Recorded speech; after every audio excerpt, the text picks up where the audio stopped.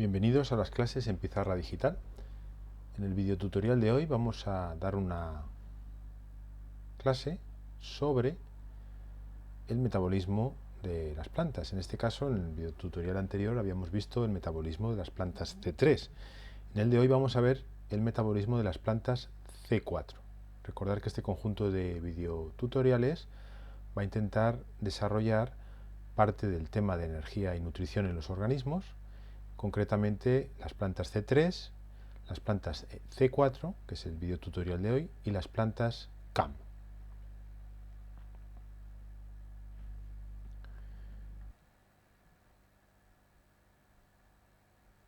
Bueno, recordar que las plantas C3 realizaban una carboxilación en las células del mesófilo, y uno de los problemas que había en estas plantas es que la enzima rubisco, encargada de esa carboxilación, tenía afinidad también por el oxígeno.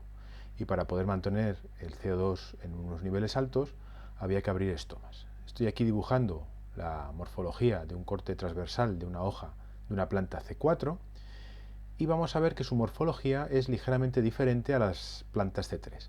Hasta aquí es igual, pero en esta parte debajo de las células del mesófilo tienen otra línea de células que son las células de la vaina. Es decir, va a tener, igual que hemos visto en las plantas C3, los estomas, las células del mesófilo, que es esta línea de células que está debajo de la epidermis, y finalmente una nueva línea que son las células de la vaina. Recordar que por el estoma se producía la entrada del CO2 y como consecuencia se perdía agua, moléculas de agua, a la atmósfera. Bueno, vamos a ampliar las células del mesófilo y las células de la vaina, en esta parte de aquí abajo. Estas cajas grandes representan una célula con su pared celular, la del mesófilo y la de la vaina.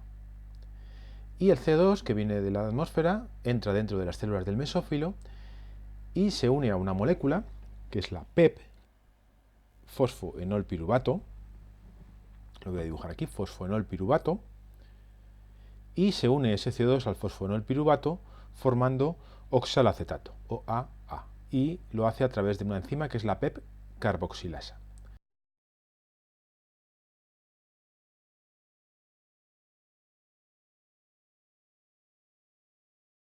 ¿Qué ocurre? Que ese oxaloacetato genera malato, que es una molécula de 4 carbonos,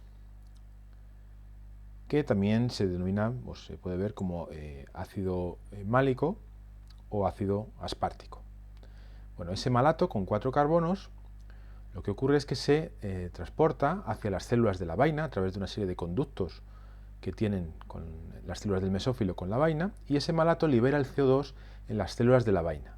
Y ahí ese CO2 sigue el mismo ciclo de Calvin que hemos visto en las plantas C3, exactamente lo mismo.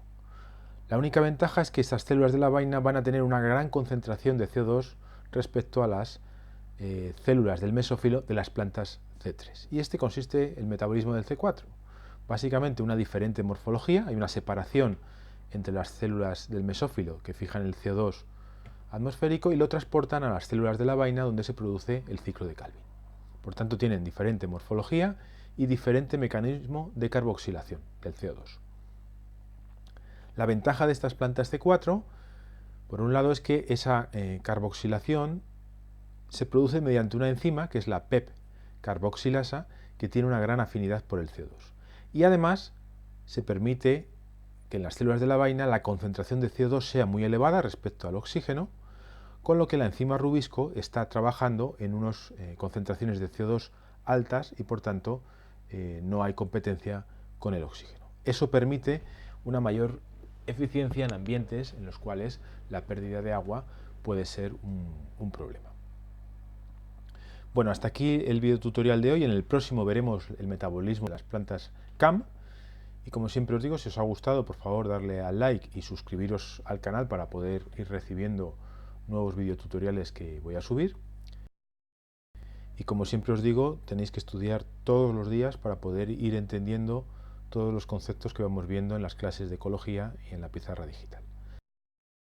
Muchas gracias por vuestra atención y hasta la próxima.